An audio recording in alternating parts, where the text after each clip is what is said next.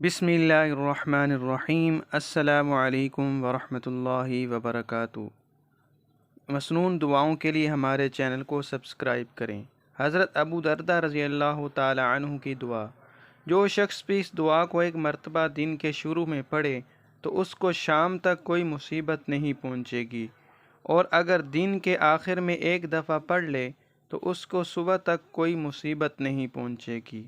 دعا: اللہم انت ربی لا الہ الا انت علیک توکلت وانت رب العرش العظیم وانت رب العرش الکریم ما شاء اللہ کان وما لم یشأ لم یکن لا حول ولا قوة الا باللہ العلی العظیم اعلم ان اللہ علی کل شیء قدیر وَأَنَّ اللَّهَ قَدْ أَحَاطَ بِكُلِّ شَيْءٍ عِلْمًا اللهم إني أعوذ بك من شر نفسي ومن شر كل ذي شر ومن شر كل دابة أنت آخذ بناصيتها إن ربي على صراط مستقيم آمين۔